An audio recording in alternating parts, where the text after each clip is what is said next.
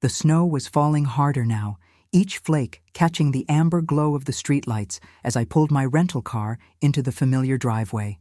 20 years. 20 long years since I'd last seen this house, with its chipped blue paint and the crooked mailbox that Dad never bothered to fix. My hands trembled on the steering wheel, not from the cold, but from something deeper. A mixture of anticipation and dread that had been building in my chest for the entire 6-hour drive from Richmond. I could see the warm light spilling from the living room windows, shadows moving inside like ghosts from my past. The Christmas tree was visible through the front window, decorated with the same ornaments Mom had used when I was a child, when I still believed I belonged here. I sat there for a moment, watching my breath fog up the windshield, remembering the last time I'd stood on that front porch. I was 22 then, fresh out of college, broke and desperate, begging them to let me stay just until I got back on my feet. "Brenda, you're an adult now," Mom had said, her voice cold as winter steel. "We can't keep enabling your poor choices." Poor choices.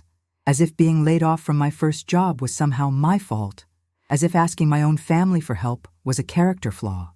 Jeffrey had stood behind her, my older brother with his perfect wife and perfect job, shaking his head like I was some kind of disappointment he couldn't bear to look at. "Maybe it's time you learned to stand on your own 2 feet, he'd said. And those words had echoed in my mind every single day since. The irony wasn't lost on me now, sitting in a car that cost more than most people's annual salary, wearing a coat that could pay someone's rent for 3 months. Life has a funny way of turning tables, doesn't it? After they'd shut that door in my face, I'd spent the next 5 years scraping by, working 3 jobs just to afford a studio apartment in the worst part of town.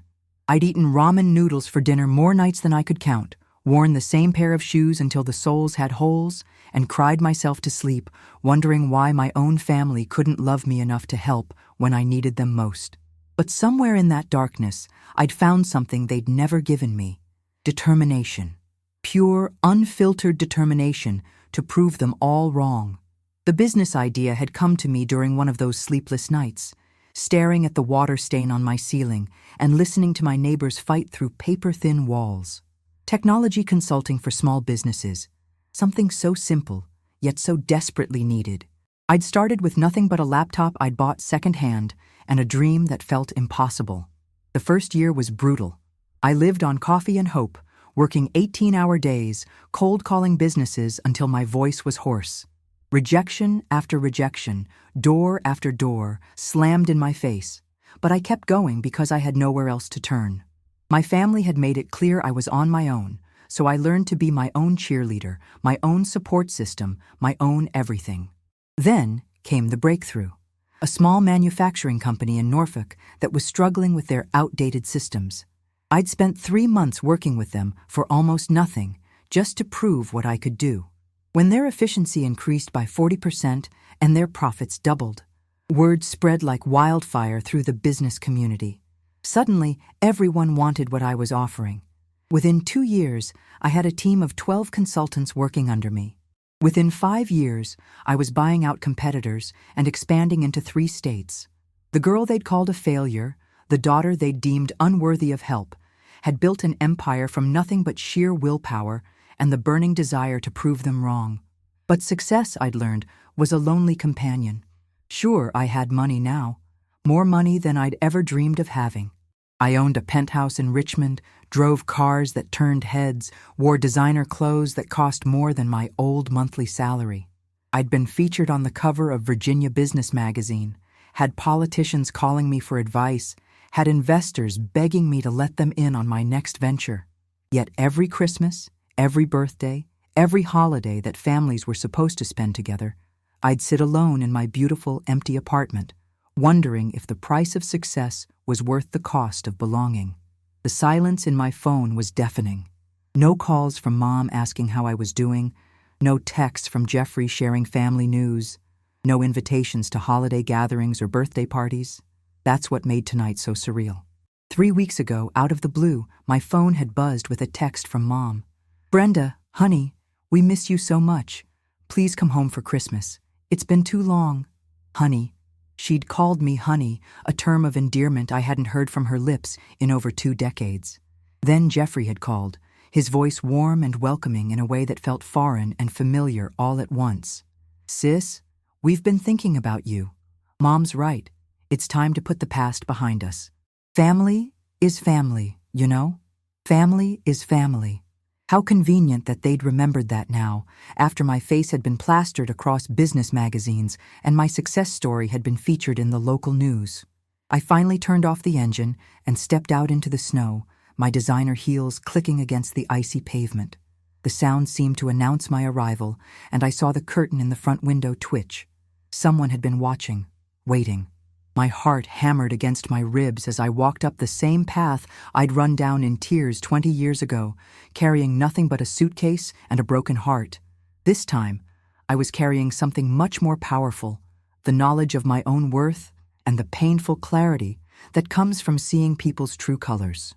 As I reached for the doorbell, I wondered if they could see the change in me, if they could sense that the desperate young woman who'd begged for their help was gone forever, replaced by someone who no longer needed their approval to know she was enough.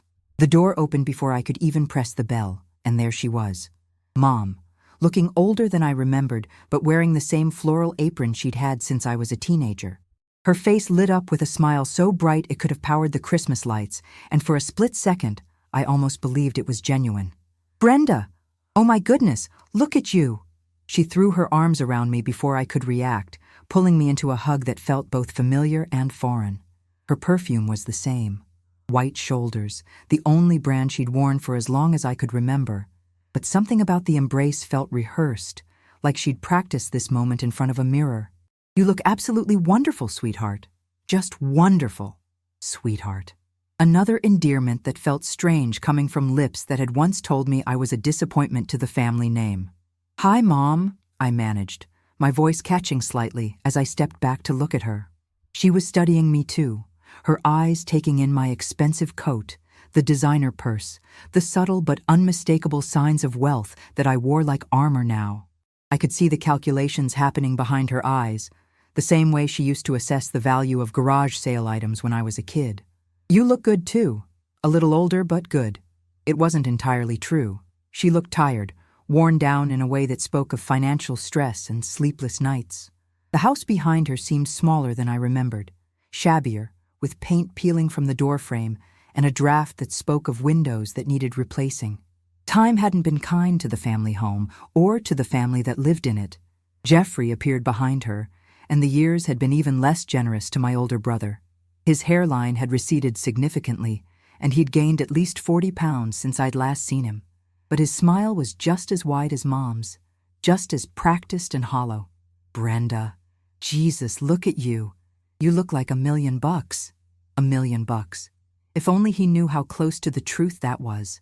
He pulled me into a bear hug that lasted just a beat too long, and I could feel him taking inventory of my clothes, my jewelry, the expensive watch on my wrist. Come in. It's freezing out there. Sarah's in the kitchen with the kids. They're so excited to finally meet their Aunt Brenda." Aunt Brenda.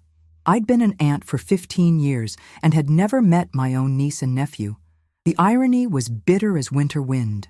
The living room was exactly as I remembered it, down to the same brown couch with the worn arms and the coffee table that wobbled when you set anything on it. But now I could see it through different eyes. The eyes of someone who'd learned what quality looked like, what real comfort felt like. The carpet was threadbare in places, the walls needed fresh paint, and there was a general air of things being held together by hope and duct tape. Christmas decorations were everywhere, but they were the same ones from my childhood, faded and showing their age. It struck me how different this was from my penthouse, with its marble countertops and floor-to-ceiling windows overlooking the city. This house felt like a museum of my past, preserved in amber but slowly crumbling around the edges.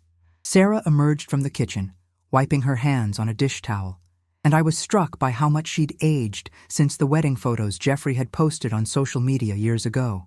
She was still pretty, but there were lines around her eyes that spoke of worry, and her smile had that same forced quality as the others. "Brenda, oh my gosh, it's so wonderful to finally meet you properly."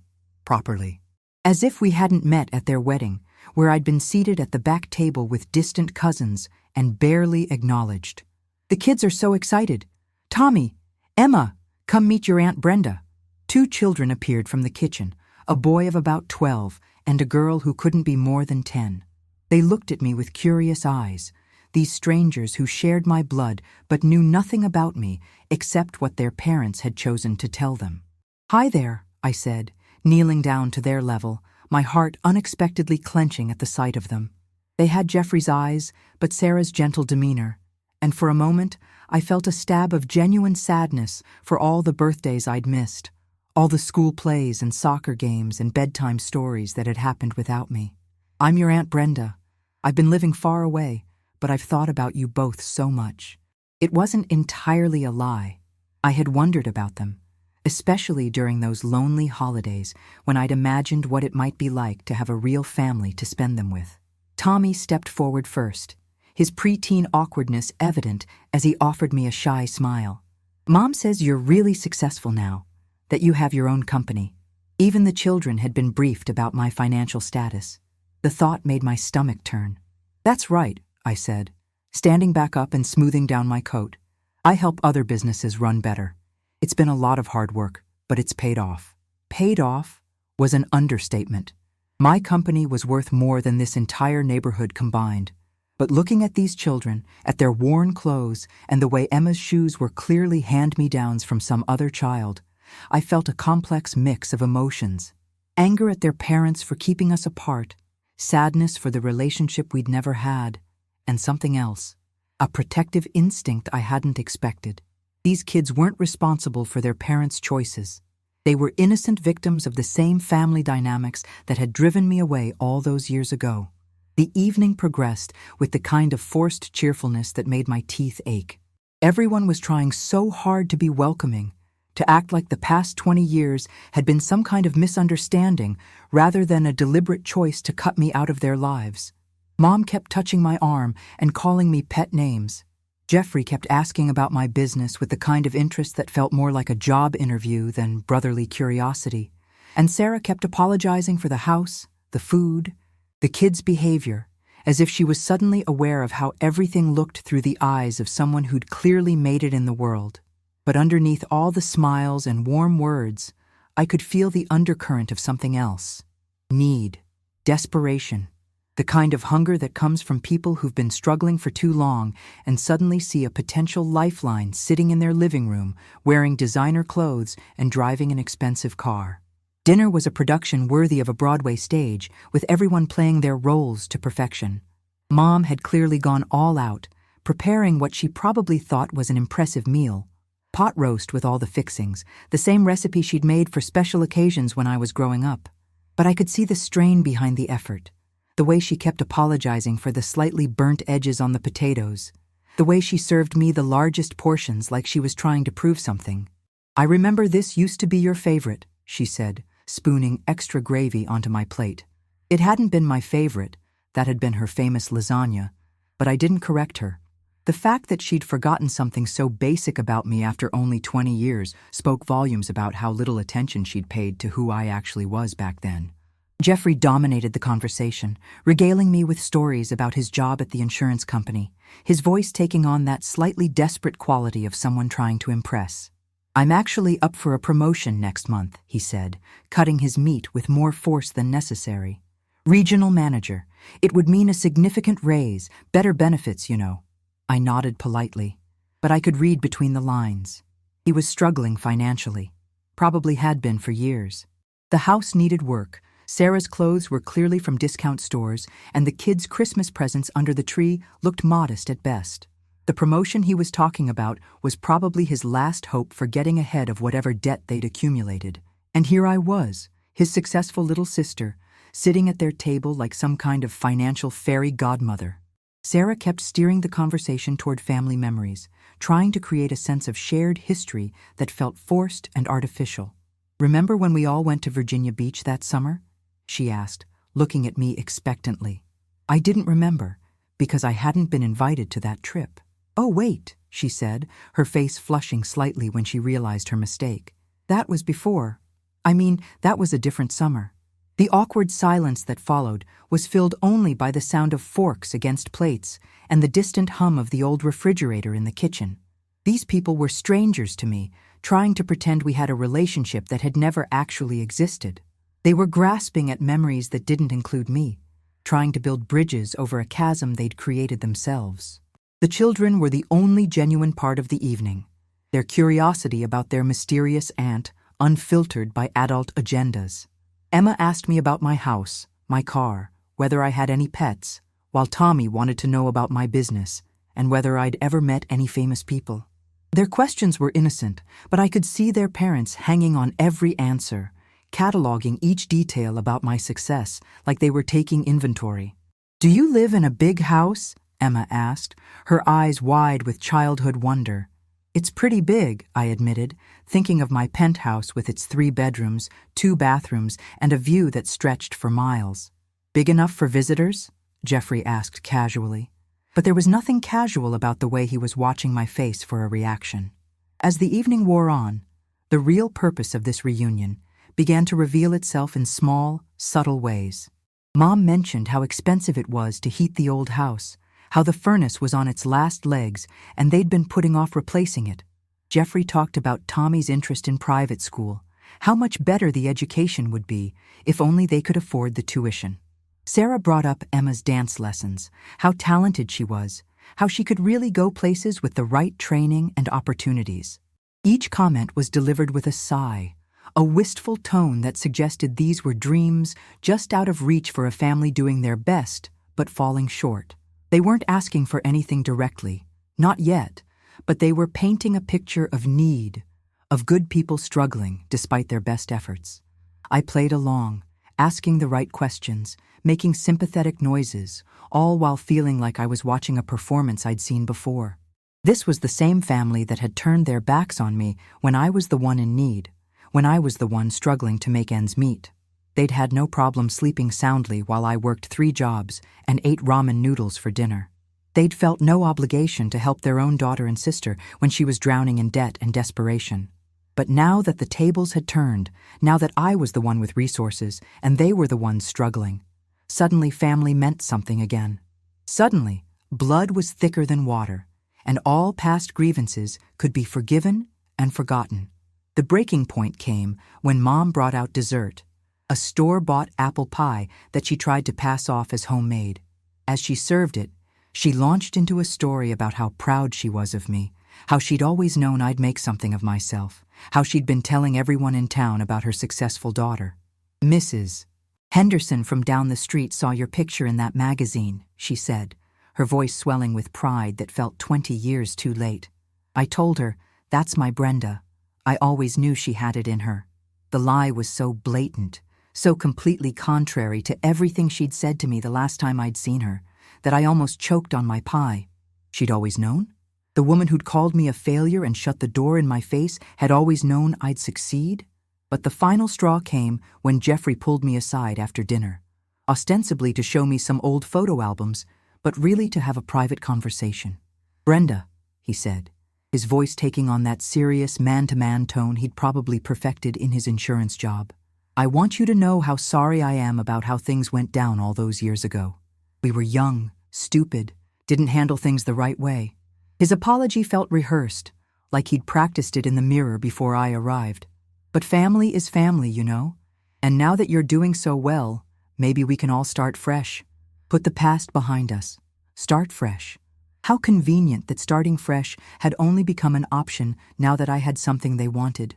When I'd needed a fresh start 20 years ago, when I'd begged for just a little help to get back on my feet, there had been no talk of family forgiveness then. "You know, Brenda," Jeffrey continued, flipping through photos of family gatherings I'd never been invited to, "Sarah and I have been talking, and we think it would be great if you could spend more time here. Maybe even consider moving back to Roanoke. The kids would love to get to know their aunt better." Moving back. The suggestion hung in the air like smoke, and I could see the calculation behind it. If I moved back, I'd be close enough to help with their financial problems, close enough to be the family ATM they'd never had before. "There are some great properties for sale in the area," he added, his voice taking on that salesman quality. "You could probably get something really nice, maybe even help revitalize the neighborhood." Help revitalize the neighborhood. Translation? Buy an expensive house that would increase everyone else's property values while making myself available for regular financial assistance. The photo album was full of memories that didn't include me. Birthday parties, graduations, holidays, family vacations. 20 years of life that had gone on without me. 20 years of celebrations and milestones that I'd been deliberately excluded from.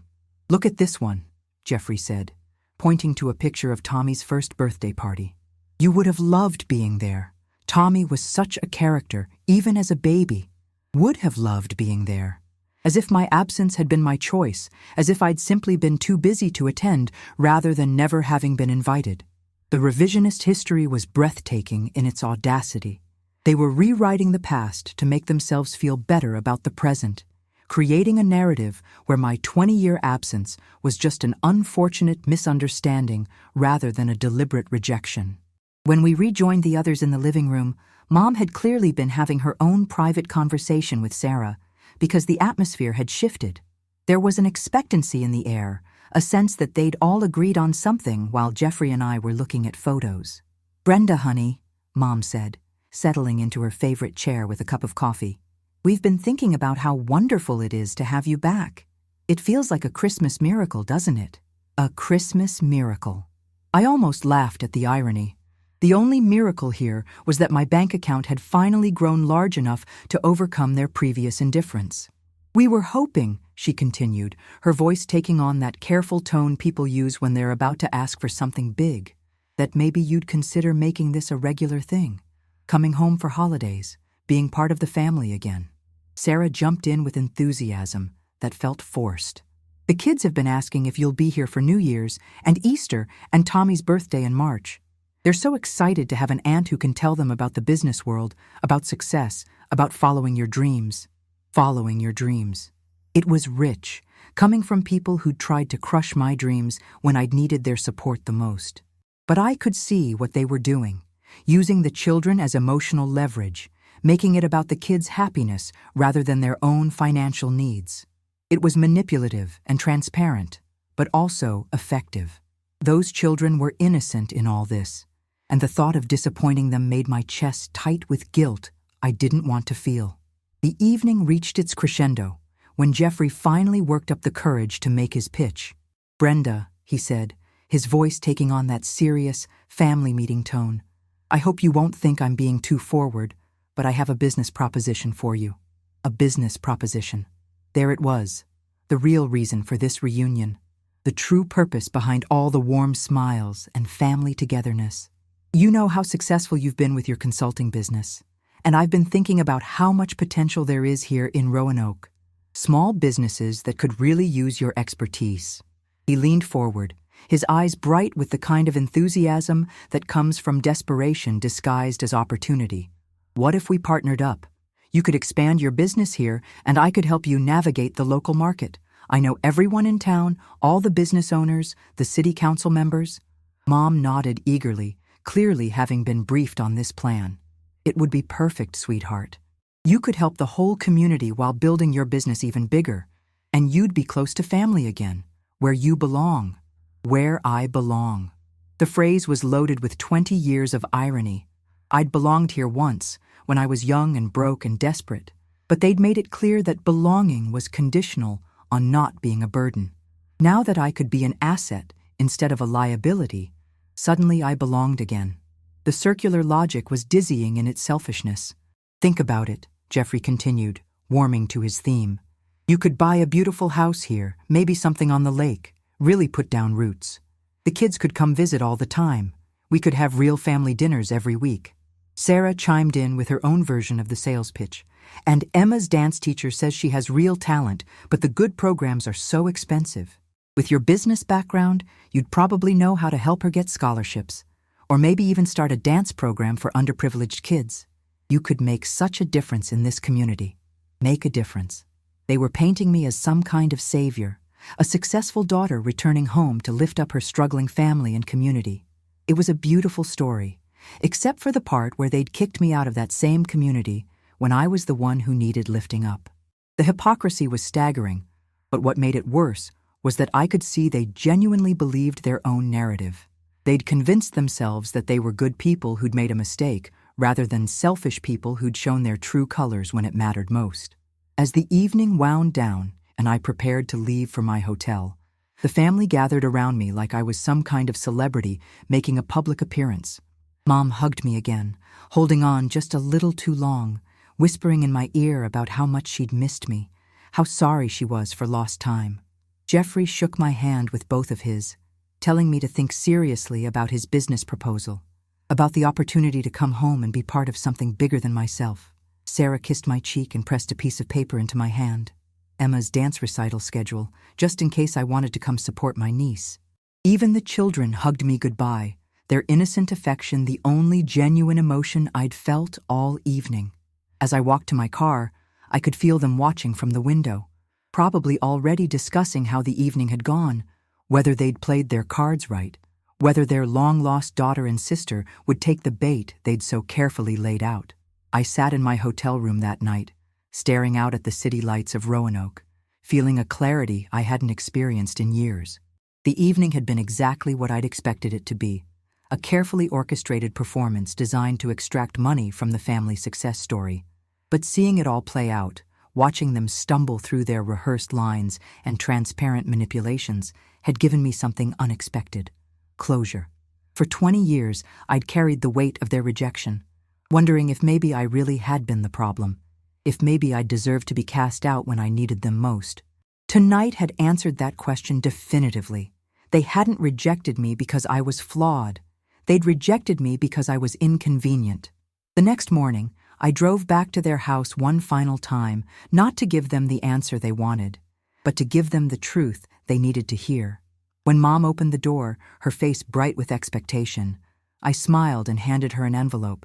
"What's this, honey?" she asked, her voice already counting imaginary dollars. Inside was a check, not for them, but for a children's charity in Richmond, made out in their names. "It's a donation," I said simply, "to help kids who've been abandoned by their families. Merry Christmas, Mom." As I walked away from that house for the second and final time, I felt lighter than I had in decades. I'd finally learned the difference between family and relatives, between love and manipulation, between coming home and moving forward.